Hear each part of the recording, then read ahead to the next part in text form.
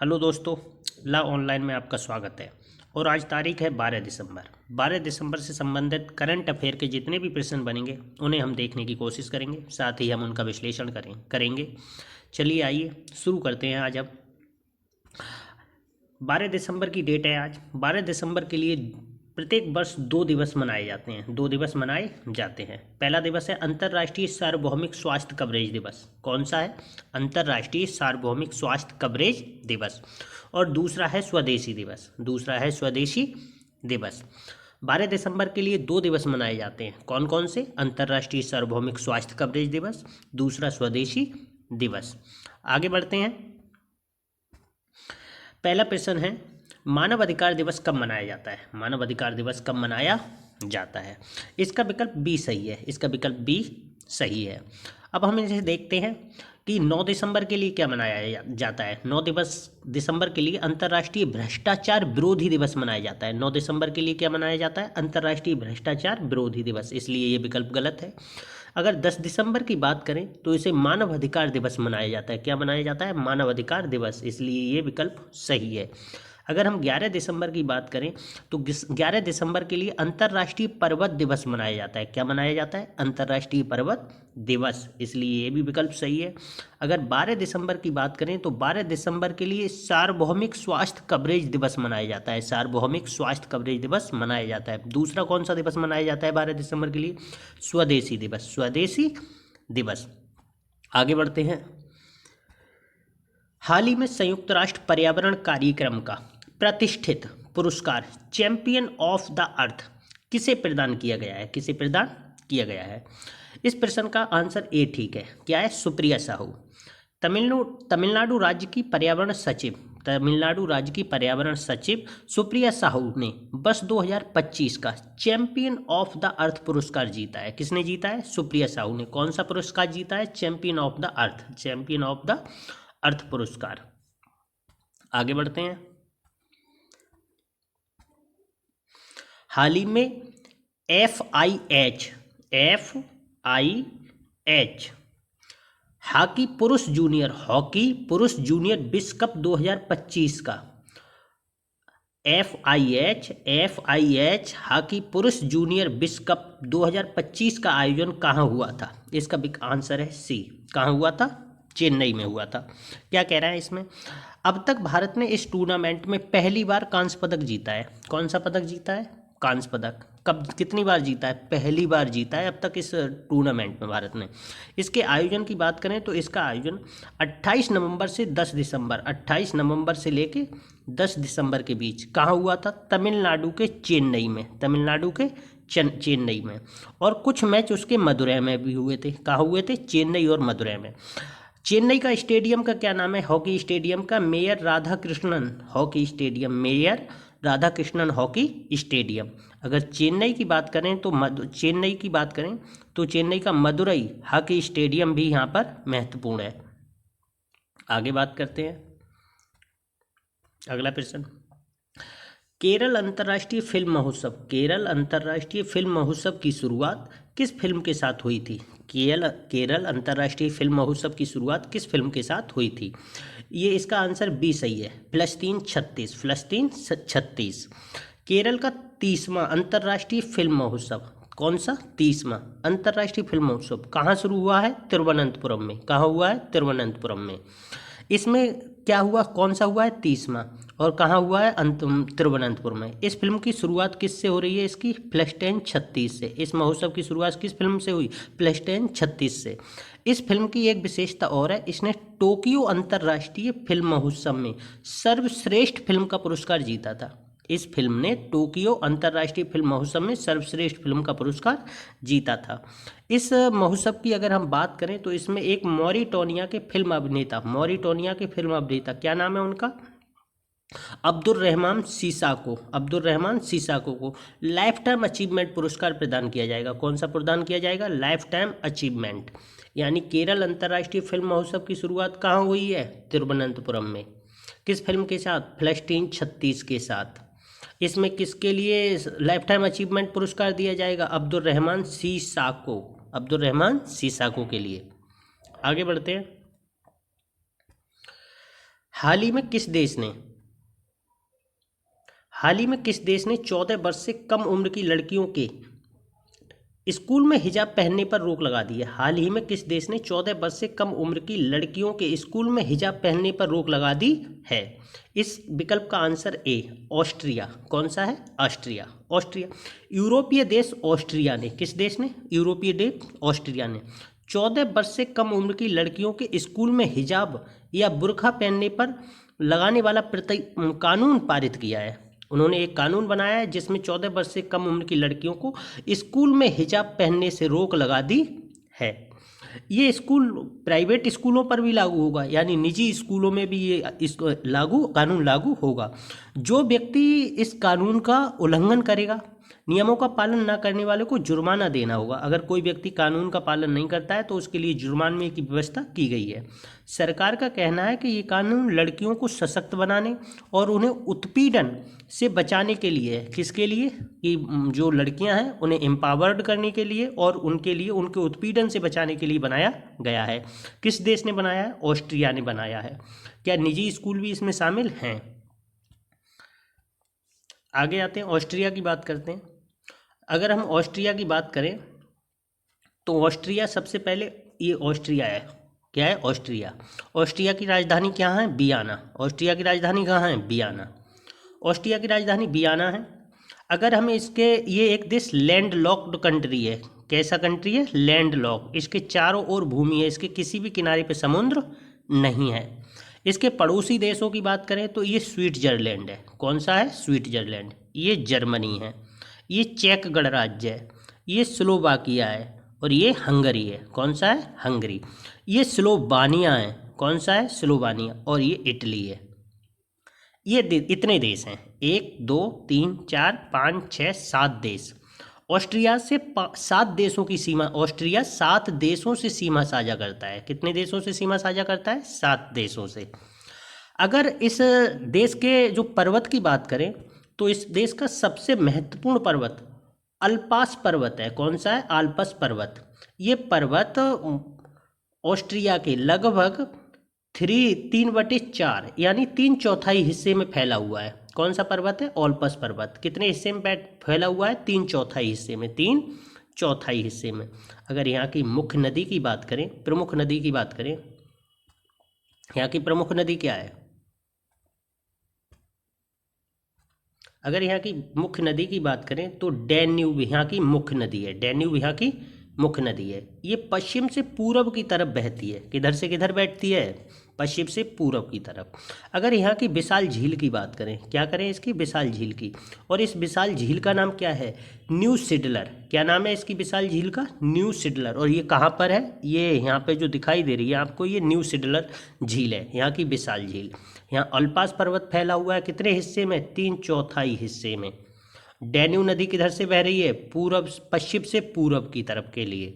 ये land locked country है। पड़ोसी देश कौन से हैं? स्विट्जरलैंड, जर्मनी, चेक गणराज्य, स्लोवाकिया, हंगरी, स्लोवानिया और इटली। ये इसके पड़ोसी देश हैं। राजधानी वियना। राजधानी वियना। आगे बढ़ते हैं। हाल ही में केन्या के नैरोबी में संयुक्त राष्ट्र पर्यावरण सभा के 7वें सत्र के उच्च स्तरीय सत्र में भारत का प्रतिनिधित्व किया था। किसने किया था? केन्या के नैरोबी में। कहाँ पर? केन्या के नैरोबी में संयुक्त राष्ट्र पर्यावरण सभा के 7वें सत्र। कौन से सत्र? 7वें सत्र में भारत की तरफ से किसने प्रतिनिधित्व किया था? इसका आंसर है ए पर्यावरण मंत्री कीर्तिवर्धन सिंह। कीर्तिवर्धन सिंह। ये पर्यावरण मंत्री कीर्तिवर्धन सिंह ने केन्या के नैरोबी में संयुक्त राष्ट्र पर्यावरण सभा के 7वें सत्र के उच्च स्तरीय सत्र में भाग लिया था। उन्होंने यहाँ पर भाषण भी दिया था। क्या है? कीर्तिवर्धन सिंह ने इसमें 7वें सत्र में राष्ट्रीय वक्तव्य दिया। और उनका राष्ट्रीय वक्तव्य क्या था? उनका राष्ट्रीय वक्तव्य किस विषय पे था? एक अनुकूल पृथ्वी के लिए सतत समाधानों को आगे बढ़ाना। एक अनुकूल पृथ्वी के लिए, एक अनुकूल पृथ्वी के लिए सतत समाधानों को आगे बढ़ाना। आगे बढ़ते हैं।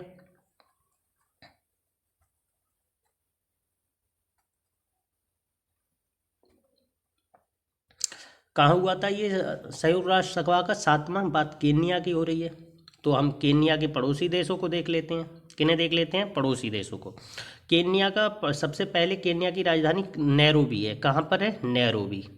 इसे हम देख लेते हैं। केन्या की राजधानी नैरोबी। अगर इसके पड़ोसियों की बात करें तो इसका पड़ोसी पश्चिम में युगांडा है। कौन सा है? युगांडा। उत्तर पश्चिम में सूडान, उत्तर पश्चिम में सूडान, उत्तर में इथोपिया, उत्तर पूर्व में सोमालिया और दक्षिण में तंजानिया। कौन कौन से हैं? Tanzania, Uganda, Sudan, Ethiopia, Somalia इसके पड़ोसी देश हैं। कितने देश हैं? 1 2 3 4 5। 5 देश इससे अपनी सीमा साझा करते हैं। ये 5 देश हैं जो इससे अपनी सीमा साझा करते हैं। इसका समुद्र तट का जो नगर है, जिसे बंदरगाह नगर जिसे कहते हैं मोम्बासा, क्या है इसका? मोम्बासा। अगर यहाँ की सर्वोच्च चोटी की बात करें तो उसका नाम है किरिन्यागा। किरिन्यागा, माउंट किरिन्यागा। सर्वोच्च चोटी क्या है इसकी? माउंट किरिन्यागा। जो महान भ्रंश घाटी है वो इसके बीचों बीच से होकर गुजरती है। महान भ्रंश घाटी कहाँ से गुजरती है? इसके बीचों बीच से होकर गुजरती है। यहाँ का निर्जातीय समूह जिसका यहाँ की कृषि किस पर? कृषि, यहाँ की कृषि पर और यहाँ की पॉलिटिक्स में बहुत ज़्यादा भूमिका है जिसकी, उसका क्या नाम है? किकुयू। यहाँ का इस किकुयू समुदाय की पॉलिटिक्स और यहाँ की कृषि की भूमि पर इसका कब्जा है एक तरीके से। यहाँ की अगर जलवायु की बात करें तो यहाँ समाना प्रकार की जलवायु पाई जाती है। कैसी जलवायु पाई जाती है? समाना प्रकार की जलवायु पाई जाती है।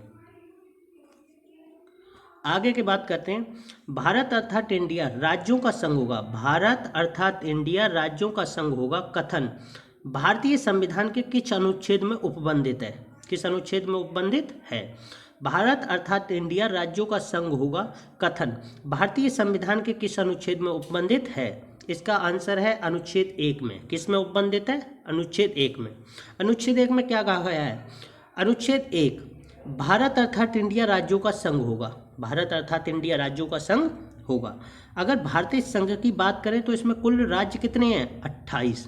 और यूटी कितनी है? यूनियन टेरिटरी या संघ राज्य क्षेत्र 8। कितने संघ राज्य क्षेत्र हैं? 8।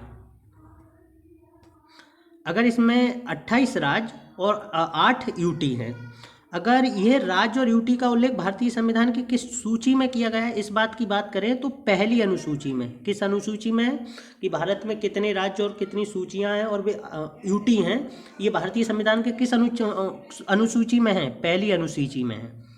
अगर हम बात करें भारत के राज्य क्षेत्र, राज्यों के राज्य क्षेत्र में, भारत के राज्य क्षेत्र में कौन कौन से क्षेत्र शामिल हैं? तो जो राज्यों के राज्य क्षेत्र हैं वो शामिल हैं, संघ राज्य क्षेत्र हैं वो शामिल हैं, और ऐसे राज्य क्षेत्र जो अर्जित किए जाएं वो इसमें शामिल हैं।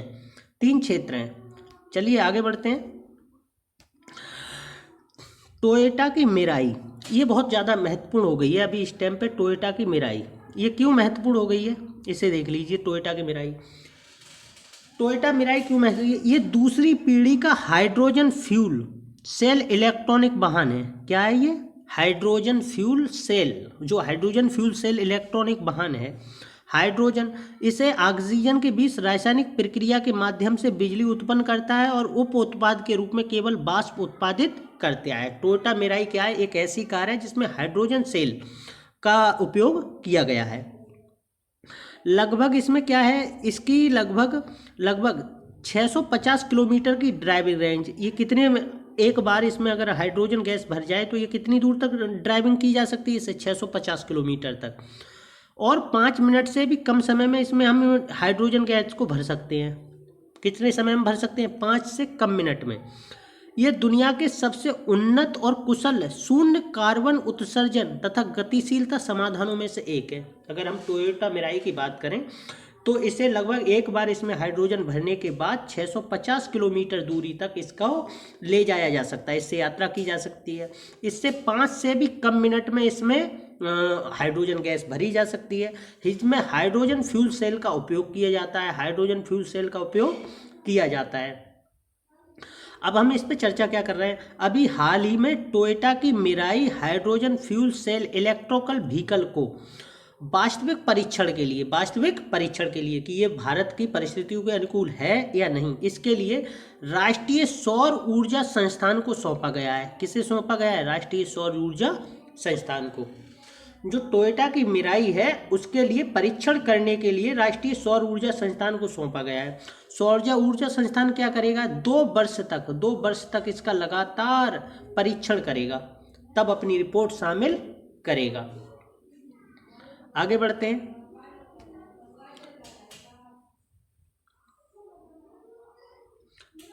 हाल ही में देश के पहले हाइड्रोजन से चलने वाले पोत ने अपनी वाणिज्यिक सेवा शुरू की है। हाल ही में देश के पहले हाइड्रोजन से चलने वाले पोत ने अपनी वाणिज्यिक सेवा शुरू की है। कहाँ से? प्रयागराज से, कोलकाता से, वाराणसी से, हल्दिया से। कहाँ से शुरू की है? वाराणसी से। कहाँ से शुरू की है? वाराणसी से। केंद्रीय बंदरगाह, जहाजरानी और जलमार्ग मंत्री सर्बानंद सोनोवाल ने, किसने? सर्बानंद सोनोवाल ने वाराणसी के नमो घाट से देश के पहले पूरी तरह से स्वदेशी हाइड्रोजन ईंधन से चलने वाले यात्री पोत को रवाना, झंडी दिखाकर रवाना किया। किसने किया इस पोत को? हाइड्रोजन ईंधन सेल से चलने वाले इस पोत की सबसे बड़ी विशेषता क्या है? ये पोत हाइड्रोजन ईंधन सेल से चलता है। किससे चलता है?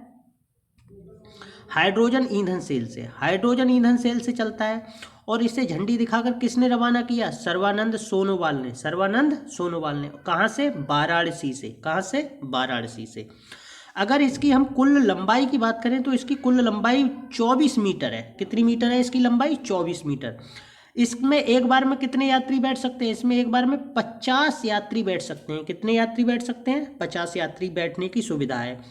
अगर इसके स्वामित्व की बात करें तो अंतर्देशीय, भारतीय अंतर्देशीय जलमार्ग प्राधिकरण के पास इसका स्वामित्व है। या किसका है ये पोत? भारतीय अंतर्देशीय जलमार्ग प्राधिकरण। अगर इसके निर्माण की बात करें तो इसको कोची शिपयार्ड लिमिटेड के द्वारा बनाया गया है। किसके द्वारा बनाया गया है? कोची शिपयार्ड लिमिटेड के द्वारा बनाया गया है। दोबारा बात करते थे। जब हम दोबारा बात कर रहे हैं तो क्या है, ये जो पहला वाणिज्यिक पोत हाइड्रोजन ईंधन सेल से, किससे चलता है ये? हाइड्रोजन ईंधन सेल से चलने वाले पहले पोत को हरी झंडी किसने दिखाई? सर्बानंद सोनोवाल ने। किसने दिखाई हरी झंडी? सर्बानंद सोनोवाल ने। कहाँ दिखाई? वाराणसी में दिखाई। कहाँ दिखाई? वाराणसी में। इसकी कुल लंबाई कितनी है? 24 मीटर। इसमें कुल कितने यात्री बैठ सकते हैं? 50 यात्री बैठ सकते हैं। इसका स्वामित्व किसके पास है? भारत अंतर्देशीय जलमार्ग प्राधिकरण के पास इसका स्वामित्व है। ये इसका निर्माण किसने किया है? कोची शिपयार्ड लिमिटेड के द्वारा इसका निर्माण किया गया है। इसके साथ ही अगर हम इसकी कुल गति की बात करें तो ये 6.5 समुद्री मील की गति से चल सकता है। इसकी गति कितनी हो सकती है? 6.5 समुद्री मील। 6.5 समुद्री मील इसकी गति हो सकती है। आगे बढ़ते हैं। ये वही बताया गया है इसमें। सर्बानंद सोनोवाल ने उसका उद्घाटन किया, हरी झंडी दिखाई। कहाँ? वाराणसी में दिखाई।